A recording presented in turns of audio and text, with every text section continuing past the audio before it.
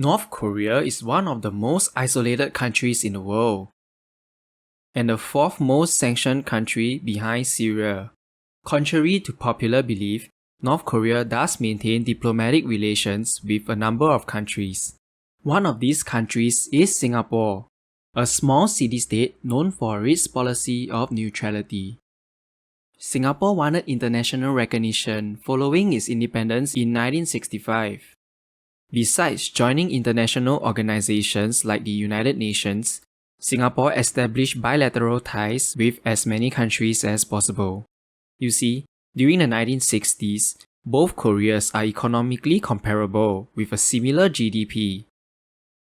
Singapore was happy to do business with North Korea despite an official protest by South Korea. Singapore was North Korea's 10th largest trading partner in the 90s. Singapore also provided economic training to North Koreans via an organization called the Choson Exchange. Notable volunteers at this organization include George Yeo. North Korean elites occasionally visit Singapore for medical as well as commercial services. It was also reported that the sand used for Singapore's land reclamation was imported from North Korea. In 2016, a Singaporean firm was fined in violation of United Nations sanctions. With the ongoing North Korean nuclear tests, Singapore had to suspend trade ties with North Korea. Singapore has also revoked all work permits of North Koreans in 2018. Nevertheless, North Korea maintains an embassy in Singapore.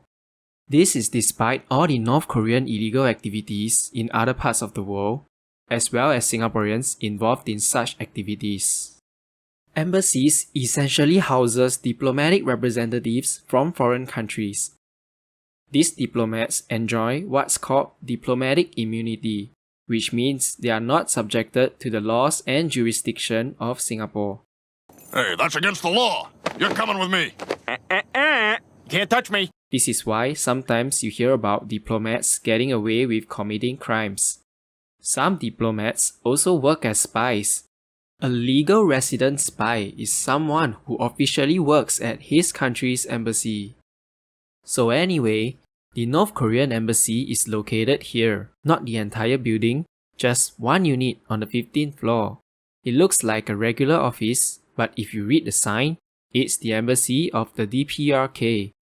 However, if we look at embassies of other countries like the US, the UK, China, or even Malaysia or Indonesia, their embassies are much larger. There are a couple of reasons. The first being land constraints. As Singapore is a small country with limited land, priorities are often given to certain countries.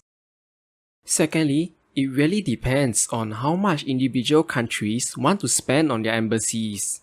For instance, the United States Embassy in Singapore costs $30 million to build.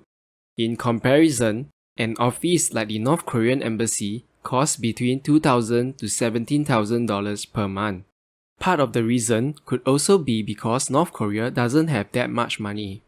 Interestingly though, Singapore does not have an embassy in North Korea, whereas some European countries like the UK do.